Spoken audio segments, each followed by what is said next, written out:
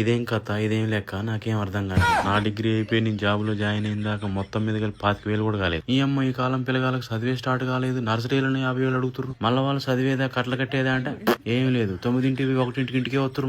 మళ్ళీ 1ంటికి ఇంటికి వచ్చే వాళ్ళకి ఆ పండు ఈ పండు పోయాలి, చెకోడీలో బొకోడీలో పెట్టాలి. నీ యొక్క అసలు ఈ నర్సరీ ఏంది, ఎల్కేజీ ఏంది, యూకేజీ ఏంది. నేమో మా చిన్నప్పుడు నెత్తిన కొబ్బరి సోమ రాసేది, ఆ షంపట్టు ఈ షంపిట్ట నెత్తేసిపోయి పిండి వల్ల దోసేది. మళ్ళీ మేము ఇంటికి వచ్చిన దాకా మా మొఖాలు చూసి దిక్కుకోలేడు లేడు. ఎవరిని యొక్క ఇప్పుడు ఏంది, పొద్దున్న తీసిపోయి తోలు రావాలా, మధ్యాహ్నం పోయి తినిపించి రావాలి, మళ్ళీ సాయంత్రం పోయి తీసుకురావాలి. మమ్మల్ని పిండి బల్ల తోలి మమ్మ నాటుకు పోయేది, మా నాన్న వరాలు చెక్కపోయేది. ఇప్పుడు పిల్లగాలు చూసుకోవడానికి ఒక మనిషి పోతుంది. ఇటు మొగుడు పక్క పిల్లం ఒక పక్క సంపాదిత బతకడమే కష్టంగా ఉంది ఈ రోజులల్లా. ఒకడే చేసి నిన్ను ఫీజులు కట్టి ఇల్లు నడిపించి పండగలేంది, పబ్బాలేంది, పిల్లగాల బట్టలేంది, ఇన్ని చూసుకోవడం అంటే ఒక మనిషితో ఆడైతుంది. ఇదంతా తిట్టుంటే ఎప్పుడన్నా ఊళ్ళోకి పోతే ఓ ఇంకా ఇల్లు కొనలేదా, ఇంకా కారు కొనలేదా అని ఊళ్ళో కారెడ్డమైన మాట. ఇంట్లో పిల్లం చదవడానికి రోజుకు 18 గంటలు ముడ్డి నేలకేసి రాకుతుంటే పైపెచ్చి ఊళ్ళోకి పోయినప్పుడు ఈ ఒక మాటలు మన వాళ్ళు ఎట్టయినా అంటారు. మనం మాత్రం ఖాళీగా ఉన్నప్పుడు ఆలోచన మనం ఏం చేస్తాం.